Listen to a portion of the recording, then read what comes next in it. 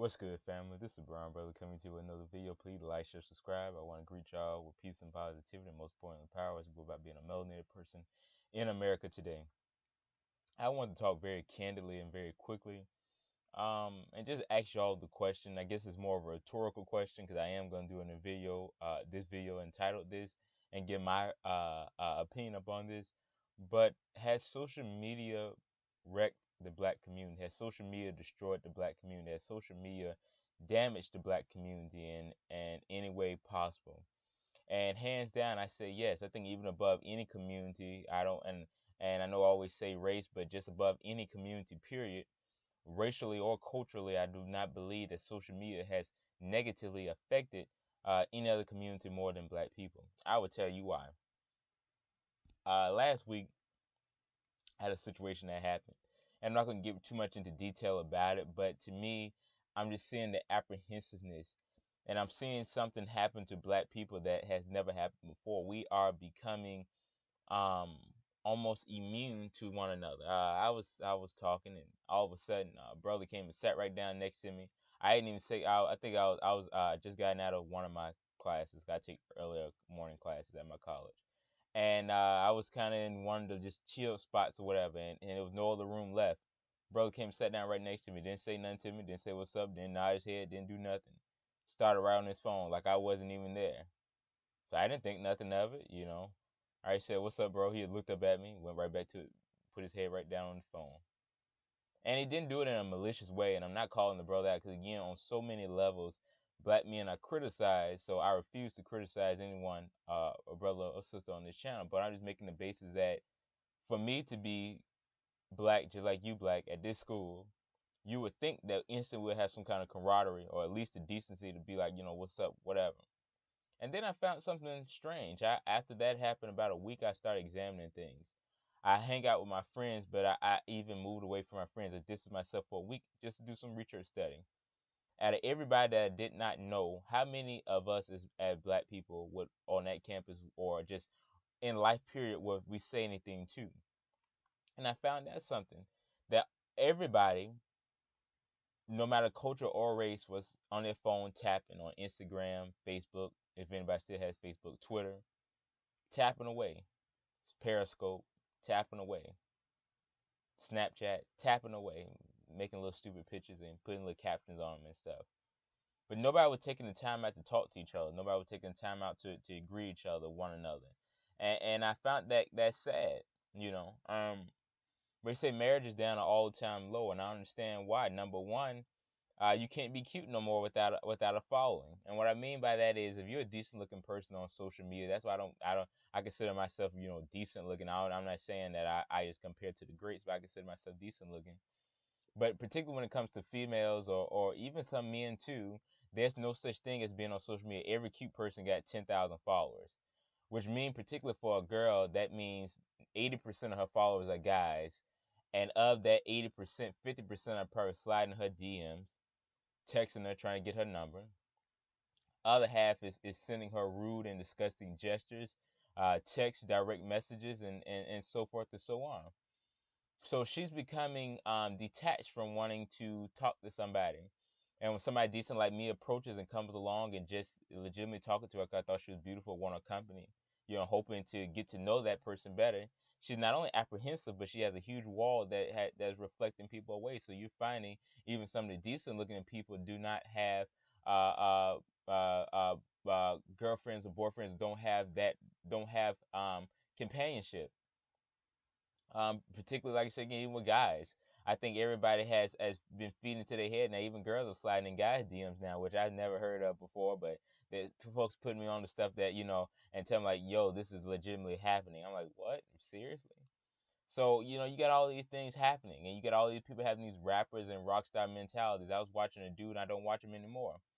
Every single time he went on there to talk about something, he was talking about your haters, and tell your haters and tweet this out to your haters and do this with your haters. I'm like, but what's the basis of you having haters? I do understand that your life and your prerogative to do whatever you want to, but why would I sit up there and waste even 5 minutes at my day to tweet something just to bother some imaginary haters? I have not, and I say this lightly, because everybody has enemies hiding in in the shadows that they don't know about. But I have not one known enemy to me. Now, probably people dislike me, people talk behind my back, I'm sure, but I don't fool with people. I don't get messy with people. I don't talk about gossip. I don't do anything. So I have no haters. I'm not on social media blasting my face and telling you every little move I'm making. I leave that for me and God and whoever else is there to experience the few things that I can do. So I just found myself just thinking that social media negatively affected the black community. Heck yes. Because you got people out here now who do not want relationships but are satisfied with the DM slides, but are satisfied with the Tinder and all these things, and we're dropping the basic ideal of marriage. You have girls out here that either is that it's I wouldn't say too much ego, because I think that gender whatever, and then y'all gonna say, well, he's being sexist for saying this. I'm not being sexist. I say it's for both guys and girls. Guys are naturally arrogant. I'm gonna be honest with you. Guys are naturally arrogant. It's just something we were taught, just to have that brash confidence, to have that over masculine ignorance. That's why I teach misguided manhood, because if you're a man, you have confidence, but it's not a arrogance, douchebag arrogance. That's the difference between real manhood and misguided manhood. And I talk about that even in my book, 40 Tips for Young African American Males. I talk about the difference between being a regular man, being cool in situations, and handling yourself accordingly versus not being. So I think you have those egos. You have guys being arrogant and egotistical. Now you're having girls being arrogant and egotistical. Everybody has the 10,000 followers. Everybody want to think they're cute, and they're finding satisfaction in self, and they're finding not love of self, but they're trading in love of self, our Afrocentric vibes, our kingship, our love for one another, African American ties, and love within ourselves, being the melanated people that we are, and we're trading that for love of materialistic self, trading that in for love of fake correspondence, guys, with the cash, and we're trading that in and thinking that's love for self, but we're being sold a fantasy. We're being sold fool's gold, not companionship. Your followers, and everybody now want to think they're a star. Everybody think they're some kind of superstar now, and act like they can't hold regular conversations. So I just thought about that very quietly and quickly. Now, I actually talked to the brother.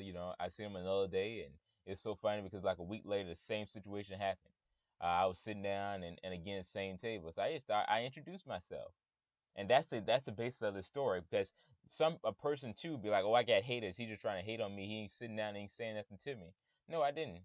I said, what's up, bro? He kind of looked up and didn't really say anything. So I said, whatever. So next time it happened, I was sitting down and said it again. I took the time out to start a conversation. I said, yo, what's up, bro? Blah, blah, blah. Got a class taking, whatever. Okay, cool. I did this 10 more times. I went to the library. It's a huge library. Well, I wouldn't say huge library, decent sized library. And I went and sat down to tables and just went randomly, like, yo, my name is. Now, I did this. I just didn't abruptly do it because that'd be weird. I'm hosting an event on my campus in a couple of weeks. So I just did that, sat down by table. And then instead of just after legitimately talking about the event, I asked them, what's your major? What are you doing? What are you doing? And you won't believe the kind of reaction I got. People begin to talk, because at the end of the day, no matter how much you feed into that social media crap, you're using that as a shield. I was watching What Would You Do by John Quinones, and he was saying, and they had this psychotherapist on there that was saying most people use their phone as a deflection tool or as a shield, because they look down at their phone, they don't have to acknowledge the real world, they don't have to acknowledge the universe, so they can use that shield as a bubble. But at that particular moment, I took the time to make face to face interactions. And even if you don't think about it subconsciously, your brain wants that, because your brain wants companionship. It was a dude, I don't think it was Newton's Law, but he said you need five things: food, shelter, something else, something else. But I would add to that, if I can't remember what his top five were, and I may leave that inside the description box below for the homework for this week. But I even thought about that very carefully. We as humans need five things. We need food, we need shelter, we need love, we need companionship, and we also need some form of work to keep us mentally prepared and ready. What they always say, use it or lose it. And we need to use our youth for a cause. And I pay attention to people who do not get behind a cause, or do not try to create anything, or do not try to become creative, or try to make the world a better place. They become ultraly dissatisfied. Their mind becomes weaker. They're a weak link. And I don't mean that to be disrespectful, but I always tell anybody, if you're in high school, you're in college, take the opportunity to volunteer somewhere. Go get you a part-time job. Go cut grass. Go cut your grandparents' grass and all the old people grass inside your neighborhood. Go do something to get your mind stimulated and do something that's greater than yourself. And then at that point, particular time, you will not become dissatisfied with the little things that are happening, because those who do not go after things, those who do not strive to make the world better, make themselves better, will ultimately be dissatisfied. And that social media does not do anything but make you dissatisfied. And then sooner or later, your girl, another girl's gonna get on there and hate on you, and say that you got crooked eyebrows or some mess.